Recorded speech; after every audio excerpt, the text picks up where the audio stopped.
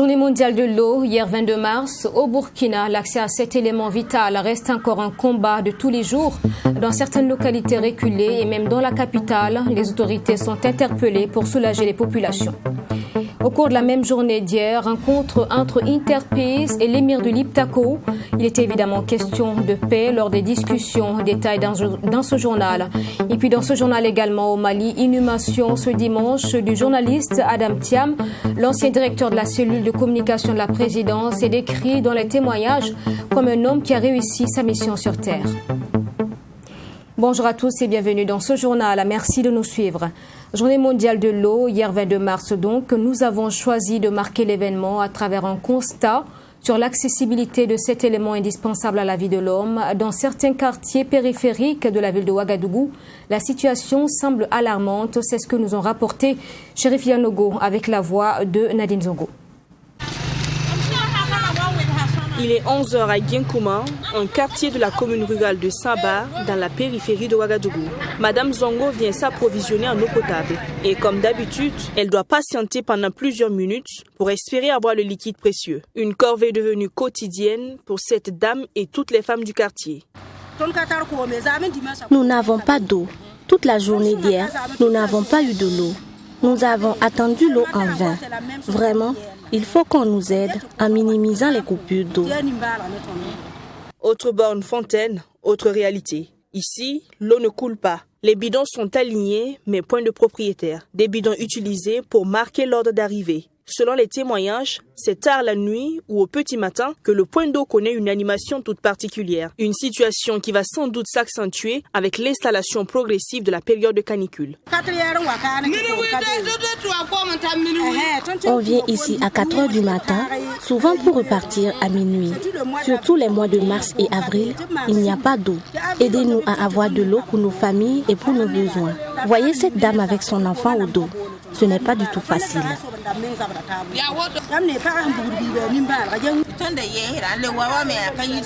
L'accès à l'eau est un véritable problème pour nous. Hier, on n'a pas eu de l'eau. Ce matin, l'eau est venue, mais le débit est très faible. Quand c'est comme ça, certaines femmes se dirigent vers les châteaux d'eau. Mais c'est la même situation. Vraiment, les femmes souffrent. Moi, je suis ici, je sers l'eau, je vois la réalité. Comme Gienkouma, plusieurs autres quartiers de la ville de Ouagadougou sont confrontés au problème d'accès à l'eau potable. Une situation qui contraste avec la promesse du gouvernement de faire de la politique zéro corvée d'eau une réalité. Ce 22 mars, journée mondiale de l'eau, se veut donc une occasion d'interpeller le gouvernement sur la question. Une journée mondiale qui est d'ailleurs célébrée autour du thème « La place de l'eau dans nos sociétés et comment la protéger ».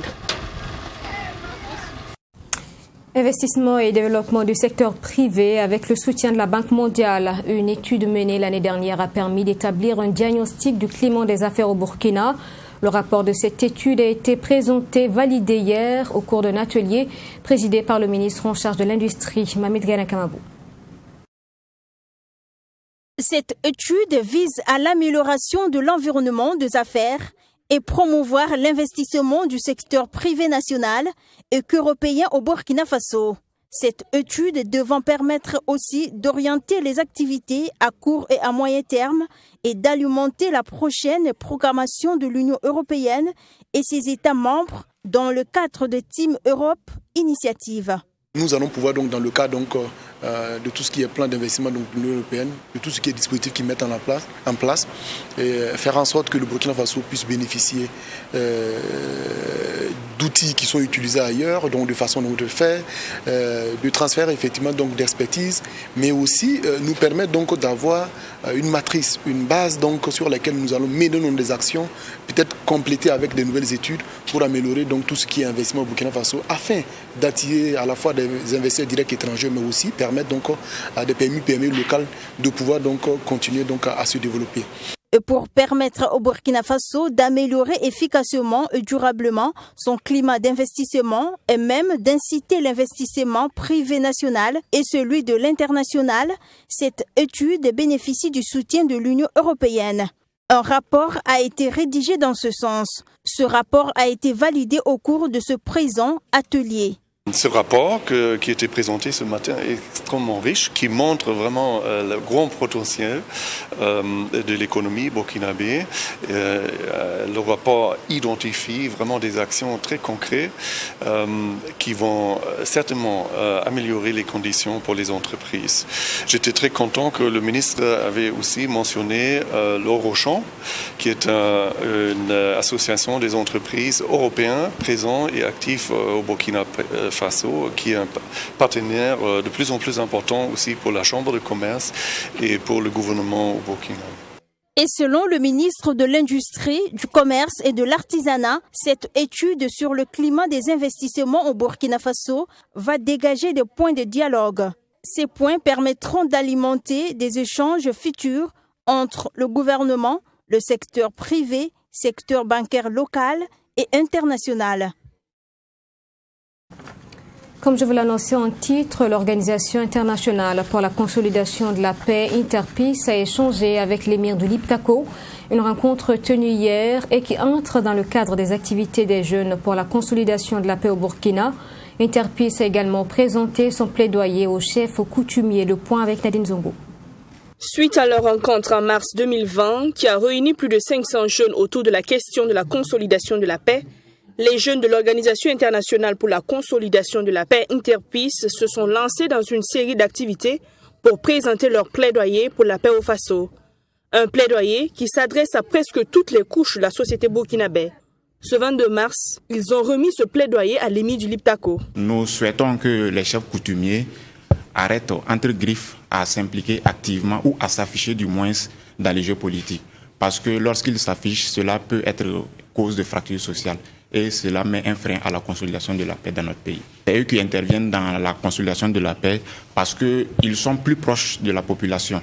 Et quand il y a une situation conflictuelle, c'est envers cette dernière que la population se dirige pour trouver la solution. La preuve en est que lors des événements de 2015, disons, lors du putsch manqué, c'est chez le Moro Naba qu'ils ont pu trouver un terrain d'entente parce que toutes les institutions étaient fermées en ce moment. Un plaidoyer apprécié dans le fond et dans la forme par l'émir du Liptako. À son tour, il a conseillé les jeunes de s'engager à connaître leur culture respective. Un pan non négligeable dans la consolidation de la paix. Les jeunes, je pense, ont de plus en plus soif de connaître leurs traditions, leurs coutumes, leur culture. Et bon, ils ont tapé à la porte du chef coutumier. Nous leur avons dit qu'ils sont les bienvenus et que la culture, les coutumes peuvent s'apprendre à tous les niveaux, au niveau du village, parce que bon, me dit le fait qu'un jeune pas sacrifie, mais consacre ses vacances à son village, c'est déjà un apprentissage. Après Ouagadougou, ces jeunes iront dans d'autres villes pour présenter leur plaidoyer. En 2 ans d'existence, ces jeunes enregistrent un certain nombre d'acquis non négligeables, selon le représentant pays de Interpeace.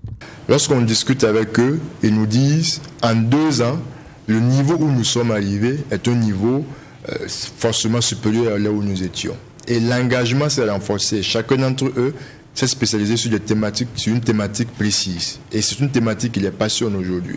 Et nous pensons que c'est déjà un premier élément. Le deuxième point est que, en termes de consolidation de la paix, on écoute et on entend de plus en plus les jeunes. Lorsque 500 jeunes d'un pays participent à un processus, ça crée quelque chose. Et au niveau local, de plus en plus aujourd'hui, on voit des jeunes qui ont des initiatives autonomes, on voit des jeunes qui rencontrent des autorités, et nous pensons que cela est également un point important. Les jeunes ne sont pas toujours invités autour de la table de discussion concernant certains sujets dits sensibles, comme la sécurité et la paix, constate-t-il, avant d'ajouter que l'apport des jeunes pour la consolidation de la paix ne doit pas être négligé par l'État burkinabé.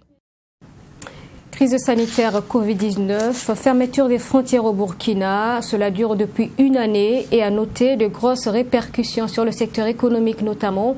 Retour sur l'ensemble des conséquences de la situation avec Abramigné. Chants, danse, prières et prêches ont ponctué cette investiture du nouveau chef du diocèse du christianisme céleste du Burkina Faso. Il remplace à ses postes Charles Kaboré qui, après 10 ans de gestion, cède son fauteuil pour des raisons de santé. Et l'ancien chef de diocèse, conscient de l'immensité de la mission, a demandé à son remplaçant de faire preuve de persévérance. Mon mot pour lui, c'est vraiment de prendre son courage à deux mains, parce qu'il ne manquera jamais de mauvaises langues pour nous qualifier de ceci ou de cela, pour nous taxer de ceci ou cela. Alors que nous évertions, n'est-ce pas, à nous présenter purs, saints devant Dieu. Bien que ce soit pas impossible, mais très difficile, il y a toujours de mauvaises langues sur l'Église christianiste céleste. Vous entendrez souvent parler de multipliez-vous, de ceci, cela, mais l'Église n'a rien à voir avec tout cela. Au contraire, l'Église christianiste prône la pureté du corps et du cœur, comme la parole de Dieu nous le demande. Les deux vont ensemble. Il n'y a pas l'un sans l'autre. L'un sans l'autre, vous n'êtes pas chrétien. Cette investiture a vu la présence du chef adjoint au niveau mondial. Et le maître mot du pasteur Patrice Lachimi à l'endroit du nouveau chef du christianisme céleste du diocèse du Burkina Faso est faire de la prospection de l'Église son cheval de bataille. Il a à faire tout pour que l'Église prospère, que l'on puisse avoir des terres pour bâtir des paroisses, des écoles, des hôpitaux, afin que le peuple du Burkina Faso puisse bénéficier du bonheur de notre Église. Et ce qu'il doit gérer le plus, il doit veiller à la santé de tous les fidèles et tous les autochtones. Tous ceux-là, que ce soit catholiques, protestants, un peu évangéliques, tout et tout, quand ils vont se présenter à lui, il a à souffrir pour eux. Et le nouveau chef du christianisme céleste diocèse du Burkina Faso dit compter sur l'ensemble des fidèles pour l'accomplissement de cette œuvre. L'église est implantée au Burkina Faso plus de 40 ans, si je puis le dire. Aujourd'hui, nous avons quelques paroisses, une dizaine de paroisses à Ouaga, à Fada, etc. Mais cela est peu par rapport aux années que l'église a passées au Burkina. Donc c'est un chantier, un grand chantier qui nous attend à faire en sorte que l'église soit implantée, que nous ayons des paroisses à Bobo, à Koudougou, à Wayouria, à Dori, à Kaya, un peu partout le Burkina Faso, pour que les Burkinabés et tous les habitants de ce pays puissent s'approprier de cette église. Et c'est notre objectif que nous voulons atteindre pendant notre mission. Jean-Baptiste Nikema est né le 24 juin 1963 dans la commune rurale de Komki-Ipala au Burkina Faso. Le logisticien manutentionnaire de formation a fait plusieurs œuvres dans l'église qui permettent de le classer parmi les grands bâtisseurs de la paroisse internationale Saint-Samuel de Cocody en Côte d'Ivoire. Il a précédemment été le président du comité paroissial de la paroisse Sainte-Rita de Sissin à Ouagadougou. Il est nommé chef du diocèse de l'église du christianisme céleste au Burkina Faso le 19 novembre 2020. Voilà, vous l'aurez compris, vous venez de suivre la cérémonie d'installation donc du nouveau chef du diocèse du christianisme céleste au Burkina. Et puis dans la suite de ce journal, une foire marocaine à Ouagadougou, le royaume chérifien expose tout son savoir-faire. Les Burkinabés sont donc invités à découvrir et détailler dans ce reportage.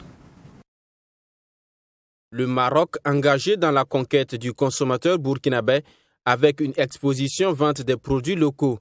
Ces journées promotionnelles 3e édition mettent un point d'honneur sur des produits faits à base de cuir. Et c'est ici, au Salon international de l'artisanat de Ouagadougou-Siao, que le royaume chérifien se fait découvrir par son savoir-faire en matière d'artisanat. Des chaussures, des ceintures et bien d'autres articles en cuir, faits dans la pure tradition marocaine, attendent la clientèle. Tout, il y a pour les sandales aussi, il y a des sandales médicales. Ça, c'est médical. Il y a beaucoup de motifs, de modèles ici, comme ça, des modèles comme ça. Beaucoup de... C'est médical. Et 100% cuir. C'est cuir à l'intérieur et à l'extérieur. Là, il y a des bottines comme ça. Ça, c'est 1 à 25 000, 2 à 40 000. Ça a comme beaucoup de sortes. Et il y a des... comme ça. La collection est très grande, des chaussures comme ça, comme toujours en promotion, 4 paires à 28 000, et 4 paires à 55 000, et 4 paires à 45 000. Et la qualité, tous les chaussures sans cuir 100%. Outre l'artisanat des costumes et divers produits agroalimentaires du patrimoine culturel du royaume sont aussi exposés. Du curcuma, du nigel, de la cannelle, du poivre, des huiles alimentaires bio et des épices se font admirer ici. À l'occasion de l'approche du mois de Carême, le salon marocain a un nouveau arrivage de très bonne qualité, des dattes marocains de très haut niveau et des huiles d'olive pressées au froid, première pression, avec des prix très abordables et des promotions. Et il y a aussi des tagines marocains qui viennent d'arriver aussi, dans les nouveautés. Il y a les épices, il y a assaisonnement pour poulet, assaisonnement pour poisson, assaisonnement pour viande hachée. Ce qui est essentiel, c'est les clients viennent, ils seront satisfaits avec la bonne qualité, la variété de produits et le bon prix. On a amené encore pour une deuxième fois des costumes de premier choix, de très bonne qualité. Il y a aussi des costumes soirée spécial mariage. Il y a aussi des costumes coupe standard. Donc très bon tissu, très bonne qualité avec des chemises longue manche assorties avec les costumes. Et on a aussi amené des poufs en cuir, poufs royal, grande taille, petite taille. Et aussi on a amené des tabourets en cuir. On a aussi des sacs à main pour femmes en cuir, des cartables pour hommes, cartables pour PC en cuir. Tous nos produits sont garantis marocains 100% et en cuir. Rencontrer des partenaires burkinabés pour un partage d'expériences gagnant-gagnant, c'est tout l'enjeu de cette exposition-vente qui vise à valoriser ces produits. Un label marocain que le promoteur de ces journées promotionnelles ambitionne faire connaître en vue de nouer des relations commerciales avec des Burkinabés. Question de contribuer au renforcement de la coopération et l'amitié entre les deux pays. Reportage signé Abdourahim Niagne et puis Fama 2021, gala samedi dernier, marqué donc par la remise de trophées aux professionnels. La cérémonie a eu lieu donc à Ouagadougou. Nous vous proposons ce reportage. Initiés depuis 2014, les Faso Music Awards distinguent chaque année les acteurs de la profession musique qui se sont distingués par leur talent, leur courage et leur savoir-faire dans leurs domaines respectifs. Et pour cette 8e édition, ce sont 14 acteurs qui ont vu leurs efforts récompensés. Ainsi, le jeune artiste burkinabé Amzi a été couronné meilleur artiste de l'année. Et Miss Tania reçoit le prix du meilleur tube de l'année avec Nabag Dabo et Kayaoto, le meilleur clip de l'année avec son titre Rakara Biga. Le Fama de l'année est revenu au reggaeman Freeman Tapili, promoteur du festival Un vent de liberté. Un festival qui se tient dans les différentes prisons du Burkina Faso. Il a d'ailleurs dédié son prix aux femmes et enfants pensionnaires de la maison d'arrêt et de correction de Ouagadougou, Mako. C'est la reconnaissance d'un travail abattu, qui n'est pas à moi seul. Le travail, c'est pas moi seul, c'est toute une équipe derrière. L'équipe organisationnelle du festival Un vent de liberté, c'est à leur nom tous que je prends ce prix, c'est à leur nom tous aussi que je dis merci, c'est à leur nom tous que je suis content, que je suis ému. Et puis je dédie aussi ce trophée à tous ces innocents qui sont dans nos maisons d'arrêt et de correction. Je vais parler des bébés incarcérés avec leur mère. Ce gala a également magnifié les hommes de l'ombre du secteur de la musique. Il s'agit entre autres des arrangeurs, des managers, promoteurs de spectacles et des journalistes culturels. Cette soirée de clôture des Fama 2021, riche en couleurs, a vu des artistes de renom se succéder sur la scène. Et pour le promoteur des Fama, cette édition a été un franc succès au vu de la mobilisation des différents acteurs. Ce qui témoigne selon lui de l'intérêt que ces derniers portent à la musique burkinabé. Nous sommes retrouvés ici à l'hôtel Royal Beach pour célébrer la musique, pour célébrer la mode, pour donner des trophées aux acteurs culturels qui se sont illustrés de fort belles manières au cours de l'année. Et vous avez vu de vous-même, les acteurs sont sortis, la population est venue, les nominés ont fait le déplacement et je pense qu'en tant que promoteur, nous sommes très émus ce soir. Cette édition s'est tenue sous le thème Musique et révolution numérique. défis et opportunités pour les artistes. Et pour le ministre en charge du commerce, Aruna Kabore, la numérisation a fait chuter la vente des disques, mais elle offre cependant plusieurs autres opportunités aux acteurs du 4e art, d'où la pertinence de cette édition des Faso Music Awards. Rendez-vous est pris pour 2022 pour la 9e édition. Spectacle de conte avec Soupim de KPG, l'un des spectacles qui se joue jusqu'au 26 mars prochain dans la cour de l'Arlénaba. Le promoteur du spectacle, KPG donc, a présenté la scène samedi dernier. Il s'agit donc, tout cela entre dans le cadre de la Grande Nuit des Contes. Reportage avec Camille Valiant et Alice Ouedrago. Soupim, aiguille en français, est une allégorie qui traite des outils de la forge qui montrent la crise que le Burkina Faso vit aujourd'hui à travers l'insécurité, mais aussi l'importance de l'aiguille dans la tradition, mais aussi à travers la cohésion sociale. Selon KPG, ce spectacle est une manière d'inviter les uns et les autres à une cohésion et à la retenue afin de pouvoir vaincre cette crise dans le pays, car pour lui, la beauté de la vie, c'est la diversité. En tant que conteur, j'ai essayé de faire quelque chose qui fait partie des savoirs et savoir-faire anciens, c'est-à-dire faire en sorte que nos valeurs endogènes puissent être vues et vulgarisées, valorisées. Donc, en tant que conteur, c'était pour nous important de présenter ceci. J'invite tous les Burkinabés à passer du 23 au 26 mars du côté de l'Arlé, dans le Saman de l'Arlé, pour qu'on puisse vivre en tout cas cette nuit-là. Pour la réussite des Grandes Nuits des Contes, plusieurs activités sont au programme. Il s'agit entre autres du spectacle Les Grandes Nuits des Contes, le spectacle Soupim, des démonstrations de forgerons et bien d'autres. Cette grande première de Soupim a connu la présence du ministre du Commerce Aruna Kabore, qui n'a pas manqué de féliciter les organisateurs pour la réussite du spectacle dénommé Soupim. Il a par la même occasion invité la jeunesse burkinabé à suivre ce spectacle qui est pour lui une leçon. KPG nous a gratifié ce soir donc d'une soirée des savoirs endogènes à travers donc ce spectacle dénommé Soupim, qui nous a permis donc de comprendre le rôle que joue l'aiguille dans la société. L'aiguille sert donc à tisser le lien, l'aiguille sert à percer les mystères, l'aiguille sert donc à rassembler. L'aiguille est un élément donc d'humilité, parce que comme il a dit, l'aiguille habille les uns et les autres, mais reste nue. C'est beaucoup de leçons que nous avons en tout cas retenues ce soir. Je voudrais le féliciter avec son équipe et puis inviter les uns et les autres à pouvoir donc participer à la série qui va se dérouler donc du 23 au 26 du côté donc de chez l'Arlénaba. On rappelle, les Grandes Nuits des Contes se tiendront tous les soirs du 23 au 26 mars dans la cour du l'Arlénaba sous le thème « Forger la culture pour cultiver la vie ».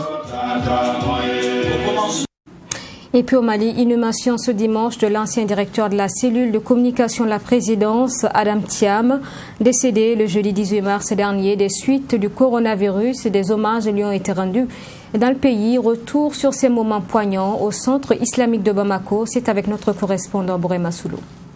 Hommage de la nation dimanche à Adam Thiam. Un hommage à la hauteur du grand journaliste qu'il fut. Ses anciens collaborateurs sont unanimes. Adam était quelqu'un de bon. Je retiens de l'homme un excellent journaliste. Un excellent journaliste, un humaniste et un homme engagé. L'excellent journaliste fut mon collaborateur au journal Le Républicain. Une collaboration de longue durée où nous avons mesuré à sa juste valeur la stature, je dirais, internationale de l'homme. C'est dur parce que Adam Thiam était un homme bon. Il était bon, pas parce qu'il n'est plus parmi nous aujourd'hui, mais c'était un homme bon. La ministre de la Culture, Kadiatou Konaré, ne trouve pas assez de mots pour qualifier l'homme. Vous savez, beaucoup de choses ont été dites aujourd'hui.